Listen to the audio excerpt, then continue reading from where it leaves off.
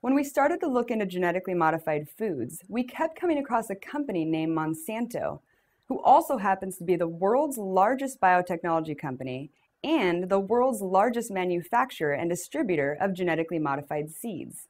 Well, we wanted to find out, how did this company get involved in the production of seeds?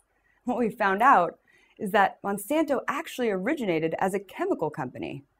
In fact, they've been responsible for some of the most historically significant chemical products, such as Agent Orange, a chemical used during the Vietnam War as part of the U.S. military's herbicidal warfare program, and DDT, a pesticide banned in the United States because of its link to cancer and threat to birds of prey, namely the bald eagle. They also developed Roundup in 1976, the leading herbicide used domestically in the United States. So how did a chemical company get involved in making food? Well, in 1981, Roundup became Monsanto's most profitable product and continued to grow in sales. And at the same time, biotechnology was set up as Monsanto's main research focus. Like any business, Monsanto's main goal was to maximize profits and annually increase sales. So they found a way to ensure that farmers would only use their products. How did they do this?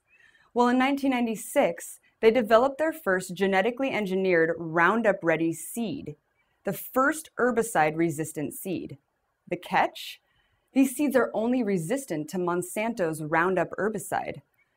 In fact, this guaranteed that any farmer planting Roundup Ready seeds would by default have to use Monsanto's herbicide Roundup as well. You're probably thinking, who cares? This doesn't affect me because I don't eat corn on the cob or soybeans all the time. Well, actually, corn and soy are two of the most basic ingredients in almost all processed foods in America.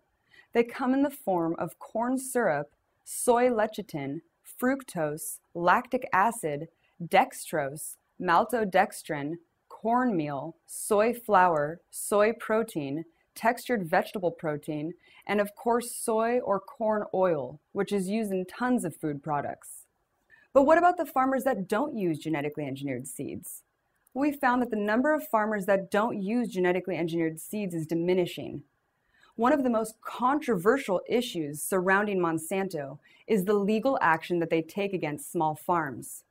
Small farms that grow crops in the vicinity of genetically engineered fields become contaminated, mostly due to pollination from the genetically engineered fields. Because of this contamination, and because every genetically engineered seed is patented, Monsanto can then go over to the small farms and force the destruction of all of their seeds, past and present, in some cases destroying the livelihood of farmers. In fact, there are many cases pending against small farmers, and Monsanto has a budget of $10 million a year devoted to prosecuting them. Talk about harvesting fear. Well, through our research, we found many studies from all over the world that talked about the effects of genetically modified foods. But where are the American studies? Through our investigation, we found that there have been very few independent scientific studies done because of limited funding. We also discovered that Monsanto conducts their own scientific studies and submits them to regulatory agencies. Many people believe that there's a conflict of interest when the studies done about genetically modified foods were conducted by the companies that make them. Maybe this is because there have been cases where labs hired by Monsanto have been charged with, quote, falsifying laboratory notebook entries and manually manipulating scientific equipment to produce false reports. Look, we don't want to point fingers at anyone here. And we're not trying to say that biotechnology can't be used for good or to solve problems. What we're pointing out is that everyone has made errors in judgment in the past.